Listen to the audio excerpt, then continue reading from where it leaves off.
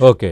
అది ఇప్పుడు దళితుల కోణం కూడా మనం మీరు అడిగారు ఇందాక. అవునవును. అంటే ఇప్పుడు ఎందుకంటే కొందరు మాట్లాడుతుంది ఏంటంటే కాపులు దళితులు కలిస్తే రాజ్యాధికారం సాధించుకోవచ్చు అని ఒక కొత్త లైన్ని తెర ముందుకు తెస్తున్నారు.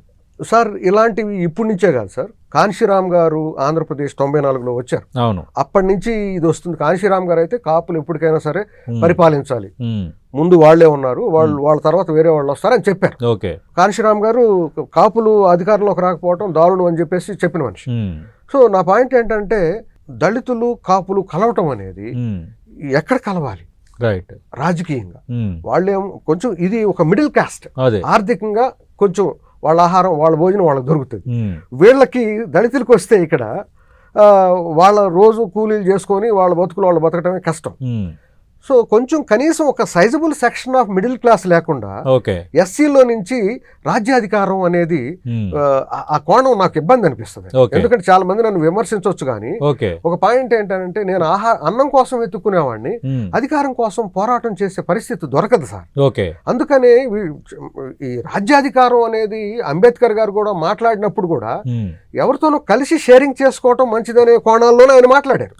కానీ వీళ్ళు స్నాపింగ్ ఆఫ్ పవర్ అనే కోణంలో ట్రాన్స్లేట్ చేసి ఒక రకమైనటువంటి గ్యాప్ వచ్చేస్తుంది. ఇప్పుడు ఎస్సీ ఎస్టీ మైనార్టీస్ ఇప్పటికీ వైఎస్ఆర్ కాంగ్రెస్ పార్టీకి ఒక హార్డ్షిప్ ఓట్ బ్యాంక్ ఉన్నారు. ఇప్పుడు ఒక పాయింట్కి వస్తున్నారు. ఇప్పుడు పవన్ కళ్యాణ్ గారు కూడా అంటే వారికి ఇష్టం లేని భాష ఇది. ఇప్పుడు సామాజికంగా మనం తీసుకుంటే రెడ్డి గాని కమ్మ సామాజిక వర్గాల్లో ఉన్న ఆర్థిక బలము ఇంకా ఏ సమాజంలో లేదు. వాళ్ళు ఒక గంటలో ఒక ఆయన ఒక పెద్ద మనిషి మాట్లాడుతూ సరదాగా అన్నాడు, ఒక గంటలో మేము 1000 కోట్లు ఆడబెట్టగలమని. అట్లాంటి వాళ్ళు ఉన్నారు. మనం ఎన్ని మాట్లాడుకున్నా ఆర్థిక పరిస్థితులు, సామాజిక పరిస్థితులు రాజకీయంగా తీసుకొచ్చేస్తాయి, దగ్గరకు రావాలి. ఈ ఎస్సీలు ఇటు నిలబడాలి అని అంటే అదంత సులభం కాదు. వాళ్ళ ఆర్థిక పరిస్థితి ఈజీగా ఇప్పుడు ఓట్లు కొనటం అమ్మటం అనే విషయాలు వచ్చేది పేదరికం దగ్గర. నేను అమ్ముడు బాను, ఎందుకంటే నాకు అన్నం ఉంది. అన్నం లేని వాళ్ళు కొంచెం అటు ఇటు అవుతారు. కొంచెం ముందు అన్నం సంపాదించుకున్న తర్వాత అధికారం వైపు ఆలోచన వస్తుంది సార్.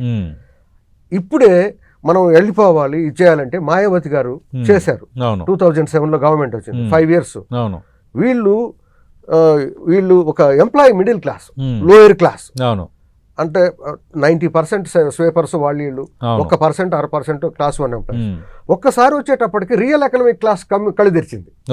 మన సోషల్ డిఫరెన్సెస్ ఇమీడియట్ కొట్టేసింది దాంతో. సో ఇది అంత సులభం కాదండి. కనీసం పవన్ కళ్యాణ్ గారు లాంటి కాపు సామాజిక వర్గం వెరీ స్ట్రాంగ్ గా ఉండి మేమున్నాం రండి అని అనగలిగినప్పుడు అలాంటిది ఒకటి సాధ్యం. నిజానికి కాపు సామాజిక వర్గానికే అంత బలం లేదు ఆర్థికంగా. సో వాళ్ళే ఓటర్ సంఖ్య పరంగా బలంగానే కనిపిస్తున్నారు కానీ మీరు అన్నట్టు ఆర్థికంగా ఎగ్జాక్ట్లీ సార్. ఇప్పుడు నంబర్ మ్యాటర్ కాదు సార్. ఇక్కడ వెలమ సామాజిక వర్గం 0.2% ఊడో ఉంది, వాళ్ళ అధికారంలోకి వచ్చారు. నంబర్ ఎక్కువ ఉంటే ఎస్సీలు ఎప్పుడో రావాలి, కాపులు ఎప్పుడో నంబర్ కాదండి. రెండోది రెడ్డి సామాజిక వర్గం ఆంధ్రప్రదేశ్ లో 6% ఉంటుంది. వాళ్ళు ఎన్నో సంవత్సరాలు పాలించారు. ఎస్సీలు 20% అక్కడ, కాపులు 20 పైనే ఉన్నారు. కమ్మ సామాజిక వర్గం 4% ఇప్పటికీ పరిపాలిస్తున్నారు. నా పాయింట్ ఏంటంటే జనాభా ఎక్కువ ఉన్నాము అనేది క్రైటీరియా కాదు సార్. డామినెంట్ కాస్ట్ గా ఉన్నామా లేదనేది సామాజిక వర్గాల ఇది. అందుకోసం పొద్దుగూకులు మన ఎస్సీలు గాని కాపులు గాని ఒక మాట మాట్లాడతారు, మనం ఎంతమంది ఉన్నాం అంతమంది ఉన్నాం. మనల్ని ఈజీగా ఎక్కడ చూసిన వేదికలపై అదే మాట్లాడతారు, రాజ్యాధికారం మనకి ఎందుకు సాధ్యం కాదని. సస్టైనబుల్ ఎన్నో సంవత్సరాల నుంచి ఈ డైలాగ్ చూస్తూనే ఉన్నాను సార్. ఇప్పుడు మీరు నా పాయింట్ వినండి, అది సస్టైనబుల్ కాదని ఎక్స్పీరియన్స్ చూపిస్తుందా లేదా? పవర్ కి ఎంతమంది అనేది మ్యాటర్ కాదు, ఎంత స్ట్రాంగ్ ఎకనామికల్లీ పొలిటికల్లీ సోషల్ అనేది స్ట్రాంగ్. పవన్ కళ్యాణ్ గారు ఏంటనంటే ఇప్పుడు కూడా ఆయనకి ఒక ఉద్దేశం ఉంది బలంగా, ఏమనంటే ఈ ఎలక్షన్స్ వల్ల నాయకులు ఎంపవర్ అవుతున్నారు కానీ సమాజం ఎంపవర్ కావట్లేదు అనేది ఎప్పుడు ఆయన గొడవ. అవును, అదే ఒకటి అన్నారు కదా, వ్యక్తులు ప్రాధాన్యం ఉంటుంది, వ్యవస్థల ప్రాధాన్యం పెరగట్లేదు. ఎగ్జాక్ట్లీ. ఆయన చాలా మంది ఆయనకి ఈ 2 కులాలు కలిసి వెళితే మీకు బలం వస్తుంది అది ఇది అని చెప్పేవాళ్ళు ఉన్నారు, చెప్తూనే ఉన్నారు. అవును, కానీ ఆయన ఈ కులాలు ఇవి కాదండి, అసలు వ్యవస్థ స్ట్రాంగ్ గా ఉండి వ్యవస్థ ప్రజల కోసం పనిచేయాలి. ఎలక్షన్ జరుగుతుంది నాయకుడి కోసంలా ఉంది కానీ ప్రజల కోసంలా లేదు.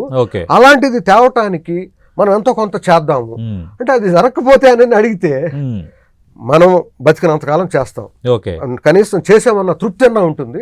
వ్యవస్థ కోసం నిలబడటం అనేది ముఖ్యము. ఓకే ఎలక్షన్ నాయకుడి కోసం ఏంటండి జరిగేది?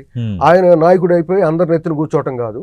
ఇక్కడ వ్యవస్థ రావాలి, ప్రజలందరూ దానిలో భాగస్వాములు కావాలి, వాళ్ళు ఎంపవర్ అయ్యి గ్రామానికి పనిచేయాలి, అభివృద్ధి జరగాలి.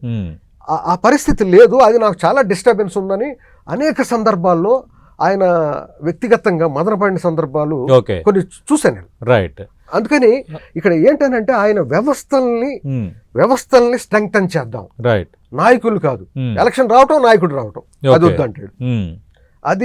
అది చాలా పెద్ద విషయం అండి. వ్యవస్థ ఉంటే దాని సిస్టమ్ బటన్ నొక్కితే దానికి అది పనిచేసుకోవాలి. ఆయన చెప్తేనే అవుతుంది, ఆయన చెప్తేనే కాదు అనేటువంటి వ్యక్తి చుట్టూ తిరిగే రాజకీయాలు వద్దు అంటున్నారు. ఓకే, ఇప్పుడు ఈ 15 ఏళ్ళు ఉండాలి, 15 ఏళ్ళు ఉంటామని పదే మాట్లాడుతున్నారు కదా. ఇప్పుడు అలయన్స్ పార్టీలో భారతీయ జనతా పార్టీ కూడా ఒక భాగస్వామిగా ఉంది. అవును. పవన్ ఆలోచనకి భారతీయ జనతా పార్టీ మద్దతు ఉందా? సార్ లేకపోతే ఆ మద్దతు లేకపోతే ఆయనే కదా బీజేపీని ఇక్కడికి తీసుకొచ్చాను. అసలు అలయన్స్ లోకి బీజేపీని లాక్కొచ్చారు ఆయన. అవును, అది ఫ్యాక్ట్. అది ఫ్యాక్ట్. సో పవన్ కళ్యాణ్ గారి ఆలోచన, బీజేపీ మద్దతు ఎప్పుడూ ఉంటూనే ఉంది. ఓకే. అండ్ యాక్చువల్లీ బీజేపీ ఆయన్ని చాలా గౌరవంగా చూస్తారు. ఆయన ఎందుకనంటే అసలు యాక్చువల్లీ ఈ కూటమి మీద వాళ్ళకి నమ్మకం కూడా ఈయనున్నారనేది. ఓకే, పవన్ కళ్యాణ్ గారు ఉన్నారు కూటమిలో, ఆయన కొంత బ్యాలెన్స్ చేసుకొస్తారు అనేది బీజేపీకి చాలా బలమైన విశ్వాసం. ఓకే, ఆ విశ్వాసం ఇప్పుడు కూటమికి శ్రీరామ రక్ష లాగా ఉంది ఆ విశ్వాసం. కాకపోతే గతంలో మీకు తెలుసు టీడీపీకి బీజేపీకి, let me be very open, 2019 ప్రాంతాల్లో అసలు పచ్చిగా అసలు ఎక్కడ కూడా దగ్గర రానిలేదు కదా. పవన్ కళ్యాణ్ గారు వాళ్ళని గోజాడి లాక్కొచ్చి పెట్టారు. సో ఇప్పటికీ ఆ రిలేషన్స్ బలంగా ఉన్నాయి. పవన్ కళ్యాణ్ గారిని వాళ్ళు చాలా గట్టిగా నమ్ముతున్నారు. ఓకే.